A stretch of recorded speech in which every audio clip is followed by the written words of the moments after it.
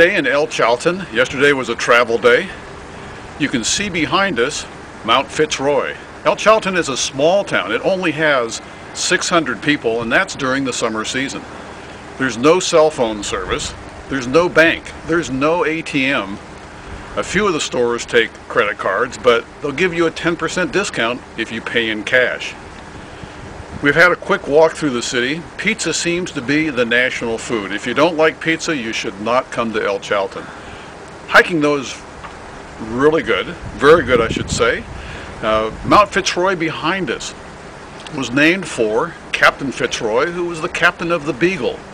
The Beagle was a ship that came around Cape Horn in about 1834. We've only been on the trail a little while, but we've already had to stop and take off our outer garments. It was rather chilly when we started this morning, but the sun's warmed things up quickly, and you don't want to sweat too much on the trail. You need to have garments that will do what they call wicking away your sweat, because later on when you slow down you don't want to get chilled. So George is putting his pack back on. We're going to continue on. I'm just going to give a quick panning shot though and show you that we are above the river Fitzroy. This comes down from that tall mountain that we first described in the opening sequence. I suspect we'll be hiking along it pretty soon on our way to the lake. We just came around a corner of the trail, and here's what we found. In the upper right of your screen you see Mount Fitzroy, about 11,000 feet high.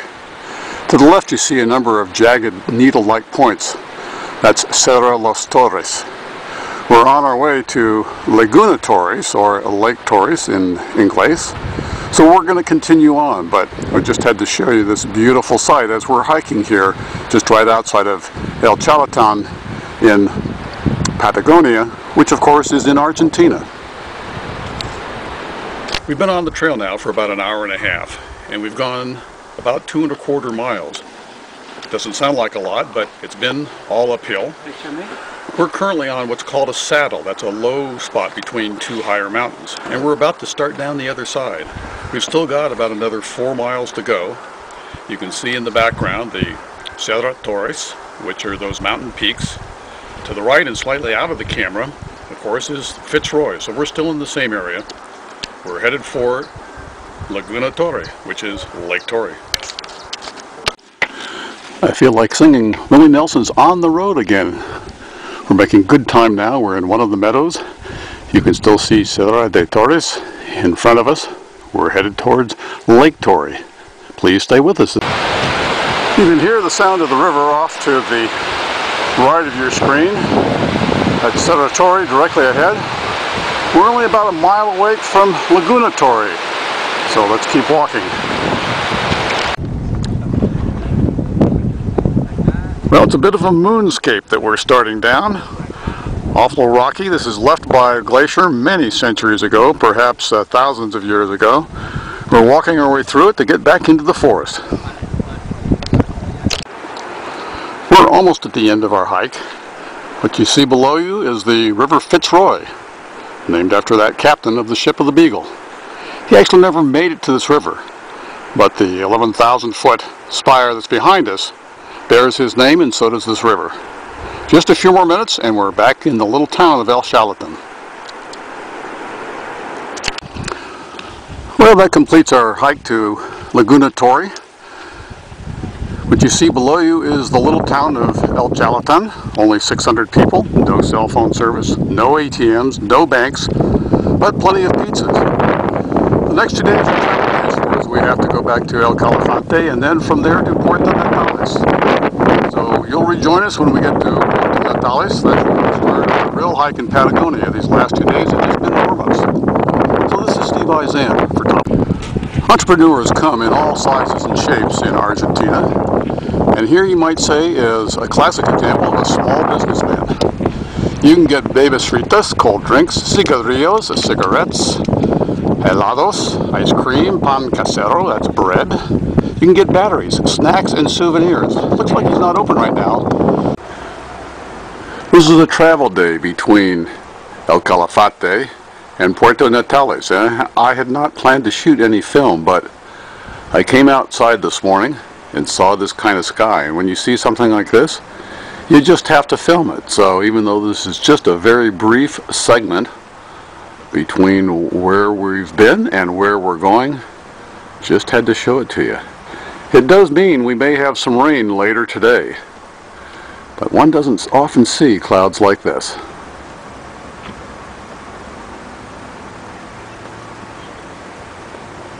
I'm Steve Izay, and our next stop, Puerto Natales, which is actually in Chile. We're going to be leaving Argentina on our way to Chile to begin our trek in Patagonia. Please stay with us. Before we can start our hike, we're going to have to take that catamaran that's coming in to pick us up. It's about an hour's trip, I believe, down the lake. That will take us to our first place, Torres del Paine. The refugio. Refugio, if you translate it literally, means refuge, but it's where we'll spend the night, and then the next day we'll hike to the next one. Please stay with us.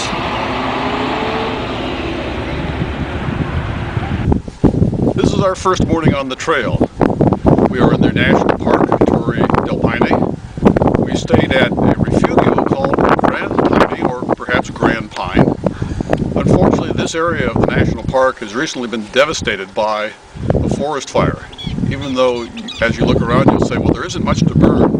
There actually is. There's a lot of scrub growth, a lot of small bushes. As my trusted friend, traveling companion, George pans around a little bit, you can see some of the devastation behind me.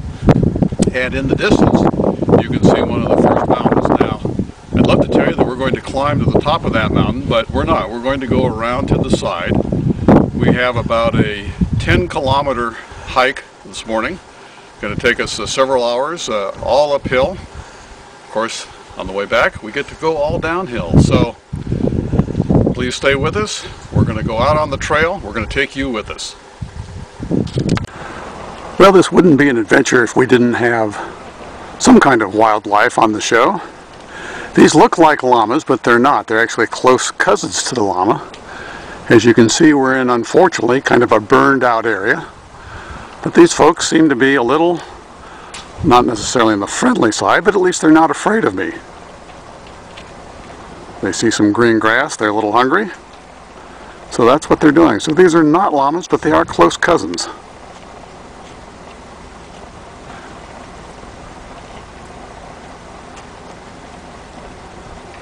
I don't think, of course, I'm going to go up and pet one. I'll just be content to watch them from here.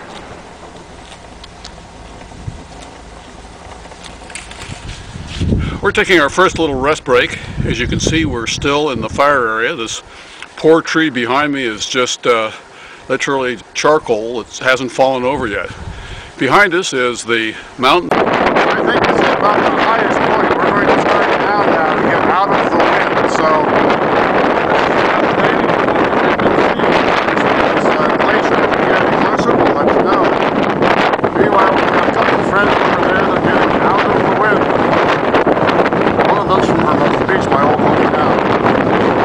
that would happen all the way down here at the tip of South America.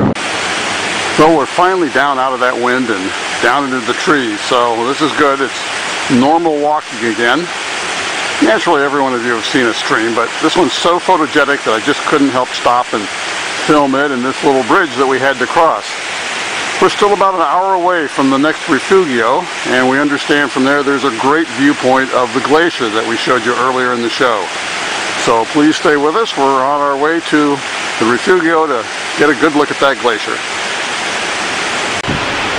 Well, sometimes you take a little bit of a risk. That's not the most wonderful looking bridge that I've ever seen. This is the Rio Olgan. But we have to cross that bridge to get to the other side and to get to the refugio where we'll finally be able to have lunch. We've been on the trail now for about 4 hours. Seen lots of ups and downs, as you've seen earlier in the show. One heck of a lot of wind when we were higher up. It's not too bad right now, but we're going to have to go back that same way. But meanwhile, stay with me while I take a walk across that good-looking bridge. Well, we've been on the trail for about 4 hours now. You can see the glacier ahead of us, and then the refugio, or literally translated, place of refuge. That's where we're going to stop and have lunch, and I think that's probably all the farther we're going to go today. I'd hope to be able to take you all the way up there to the glacier, but we have to make it back to where we started before it gets dark. And you don't want to be on this trail when there's no night lights. So we're going to continue on, have lunch, and then start back. But that's the glacier. This is Steve Izant, your glacier tour guide. Well, it's another morning. We're off for our second day of trekking. Winds today are supposed to be up to 40 miles an hour. We're already feeling that. My partner George is holding the camera. He's asked me to make this short because he wants to get going and get warm. We're headed to a place called French Valley today. It's a totally different area that we're going to hike. And then Los Cuernos is our refugio for tonight. So I'm going to make this short. We're going to start out on our hike. Please stay with us because George is getting cold. Go. We're about an hour and a half into our trek. In that last segment, of course, you saw that it was pretty windy. Outside temperature was probably around 45 degrees, and with that wind, the wind chill may be somewhere down in the 30s. But we're down safe behind the mountain. Not a lot of wind. You can see this is another fire-damaged area. The trees behind me here that my partner George is panning to show you here, devastation. Doesn't look like that they're going to rejuvenate. So unfortunately, this part of the forest is lost for quite a few years. We're continuing on to French Valley, so please stay with us. Well, we're almost to the split where we go one way up to French Valley and the other over to the Italian camp. We're going to have to make that decision pretty quick. Meanwhile, here comes my hiking partner George across the bridge. This one's a little more stable than the last one we went across. I'm going to pan slowly up to the right to take a look at a glacier. We're not going to be hiking that glacier, but we may come close to the foot of it. Coming up next, well, I heard a chuckle behind me there. Well, we might come close, who knows. But we're coming up to the split where we have to make the decision. Do we go to French Valley or to the Italian camp? Please stay with us to find out which direction we choose. Well, just when we thought we were safely across the river, here's a second bridge. The sign says only 2 people at a time on the bridge. I think we're just going to let George go first to see if he makes it all the way across. So far, so good.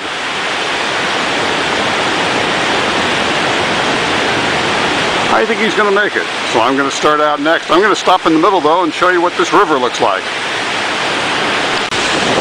Well, I don't know the name of this river. It's probably on the map, but I'm glad we have this bridge to get across, because I'd hate to try and ford stepping from rock to rock.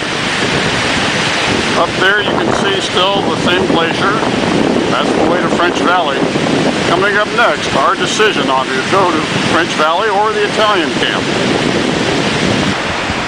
Well, we're at the moment of truth. We have to make a decision. Are we going to go to Refugio Cuernos? That's where we're staying tonight. If we go there right now, it's about 2.5 hours away. Hot showers, a warm meal, possibly beer, wine, or... Sounds like you're going there. Do we go to French Valley? The wind, 70 kilometers, about 40 knots. No trees, snow, big rocks. Which way are we going to go? Are we going to suffer? Our friends over here are urging us to... which way do you want us to go? Oh, you got to go to the valley. They have to go to the valley. All right, so they're voting for the valley. We may not do, that's part of that's the middle leg of the W. We may not do the entire leg, but at least we're going to go 100 feet that way, and then we can say we've been to the French Valley. So now up out of the tree line, we are in French Valley. You can see behind us the mountain with the glacier. A little bit of a dirty glacier, but it's still a glacier nonetheless. The wind speed, temperature's dropping. We think it's probably prudent to turn around and head for our next stop. For a hot meal, warm shower, maybe even a glass of red wine. So that's a little further. Go here, we will, when you see us, we'll be in Refugio Cuernos. Well, we're hoping that we're only about an hour away from our Los Cuernos, which is where we're going to stay tonight. George has just made a successful passage across the little mountain stream. I'm going to slowly pan around so that you can see up to a nice waterfall. Certainly not as big as something like a Bridal Veil Falls in Yosemite, but that's still pretty impressive. So we're about an hour away. We're hiking at the foot of this mountain here. A little rain earlier, a lot of wind. That's kind of died down now, so we're hoping to make it to Los Cuervos without too much more trouble. Will you stay with us? Well, this is the end of our second day of hiking. We're about halfway through our trail. We've got about another day and a half to go. It's a long lake with a Scandinavian sounding name to my right that I can't pronounce. In the background you see the mountain that is right at the head of French Valley that we were at earlier today. The wind's died down, so things are a lot nicer. This particular refugio, Los Cuernos, it has heat. Our last one didn't, so that's a big plus. It also has hot showers, which is another big plus. So we're going to go inside. I'm going to show you what the inside looks like, and then after that I'm going to turn off the camera, because if you have small children watching, they're probably saying, "Mommy, that guy has hat hair." And it's true, I have hat hair. So I'm going to take a shower and fix myself up. But first, let's go inside and see what a typical refugio looks like. By now some of you are thinking, what does the inside of a refugio, that's where we're staying, look like? So this is a typical one. What you see directly ahead of you is a stove, which is for heat. It's most welcome because the last one, because of the fire, did not have any power. So it was pretty cold, and we didn't have much in the way of lights either. They turned on a generator only from about 5 o'clock until 7 o'clock.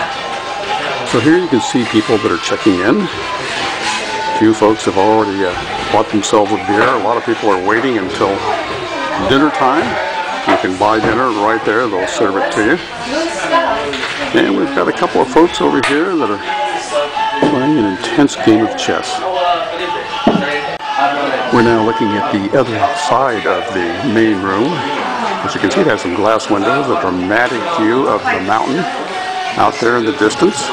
French Valley is also at the foot of that mountain. That was the mountain that had a lot of wind earlier today.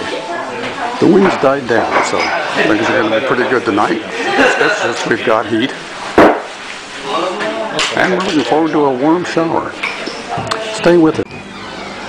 At this point you're probably thinking to yourself, where did they sleep in that refugio? Well, this is a typical refugio room. They're going to put 4 people in this room. The lighting is not too good, so I may not be able to show you all 4 bunks, but you see one to your right and one to the left. And now as I pan up, there's the next bunk. And if you're good at climbing a ladder, there's bunk number 4. But if it's a choice of a bunk up there or being outside where the temperature is going to drop probably down into the high 30s or low 40s, I think I'd probably take that top bunk. Fortunately, my partner George and I got here early enough that he has the bed on the left and I have the one on the right. We're about to start day number 3 on our trek. We are headed for perhaps our longest trek today. Last night it rained like crazy. Hopefully behind me you can see a rainbow that's formed. Still a little bit of mist. And if my traveling companion George will pan up just a little bit, you can see some fresh snow on the top of the mountains. Go there, we're going to go around them. So please stay with us as we continue our trek here in the mountains. Alright, this is our first bridge. We've not even been 5 minutes out of camp, and we've got to cross this rickety old bridge. This is the stream that we've got to cross. Ice cold mountain water. But things are looking up. You can see sunshine is coming. So better days are ahead. We're moving forward to Las Torres, our next refugio. So we've been on the trail about 2 hours now. We've come to yet another mountain stream. You see my friend George in the distance working his way over. Carefully, George, careful. Looks like he's made it. I'm next. The weather now is just gorgeous. The rain clouds have gone away. We've actually taken off a lot of our outer layers that were going to keep us dry and keep us warm. We're still on our way to Los Torres. We haven't come to the turnoff yet. Going to pan up just a little bit to show you we're still hiking along the face of this fairly tall mountain. But as you can see, it's blue skies with just puffy white clouds. Well, we have to make a decision. Here's where we're going, Chileno. We could go that way, but that's about 3 hours. We can go this way. It's 2 hours, but we've seen some people coming down and they tell us it's all uphill. So being for gluttons for punishment, we're going to take the shorter way, going uphill.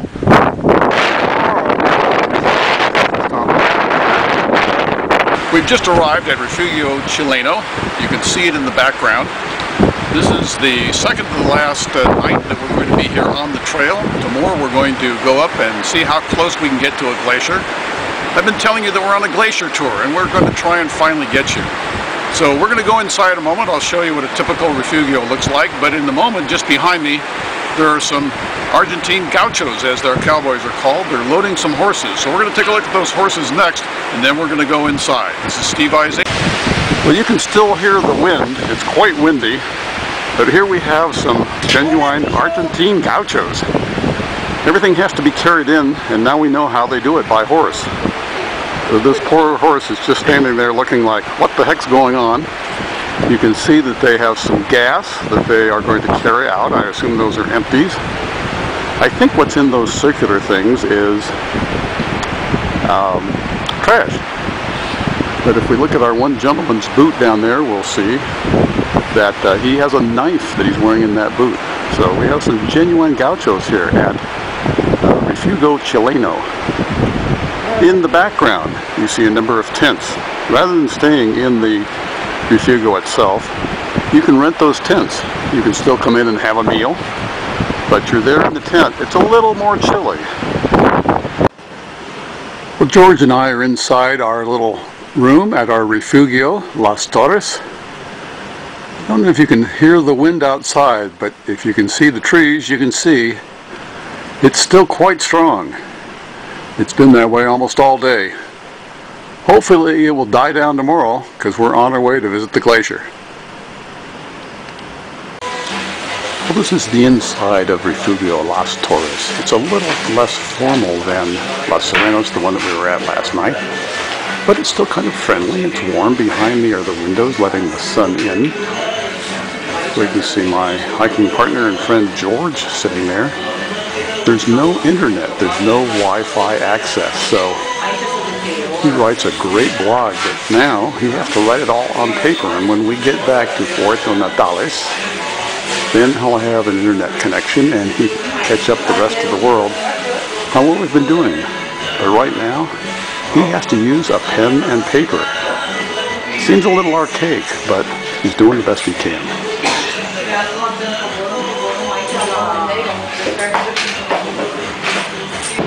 Well, this is day number 4. We're headed to that mountain you see behind us.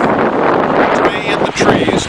We figure that will slow the wind down, but eventually we'll be out of the trees and into the rocks. And once that happens, so please stay with us. We're on the hike to see the glacier. We reached our first river crossing. Again, rather a flimsy bridge, so I'm making George go first, just in case. The wind here in the gully is not too bad. It's only when we get above the tree line that we really have to worry about it. Meanwhile, the sky is starting to cloud over. It's looking rather ominous. Hoping, of course, that it doesn't start raining. But we're continuing on to find that elusive glacier. We're still quite a ways away from our destination, but there's a magnificent waterfall that's coming down the other side of the valley. You can see, if you look closely, that the wind is strong enough that it's actually blowing the water off into this cloud. So we're still on our way for our glacier hunt. Please stay with us. The bridges keep getting smaller and smaller. This is the flimsiest one perhaps that we've seen so far, but there could be more up ahead, so you better stay tuned to see how small of a bridge we can go across without falling in.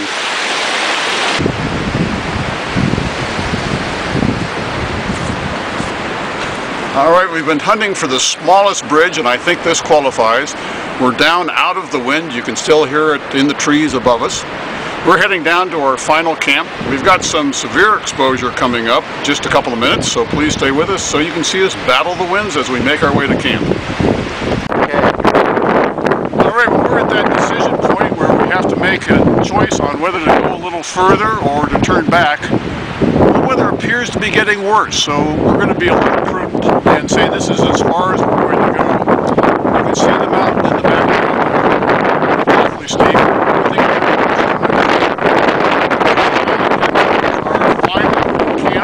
Tonight, which is called the Chalten. Of course, we're on the camera, so we'll talk while we're doing this, but we're going to turn around and head back.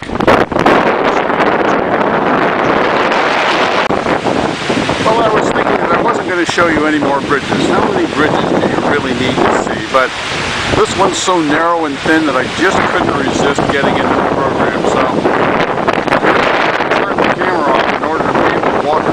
I do need to hold on to that rail. We're still on a fairly narrow portion of the trail. I just wanted to show you how wide it is, and if you make a mistake, it's a long slide down to the bottom.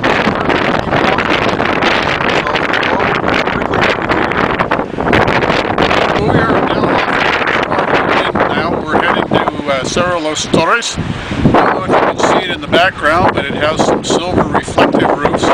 Meanwhile, there's a young man up there that horse unfortunately stepped on his foot, so we've been told if we don't see a horse coming up the trail to come carry him out, that we should tell Los Torres Central that they need to send the horse. So fortunately we've avoided those kind of accidents. We're off the mountain, and that's a good thing. See you at Los Torres.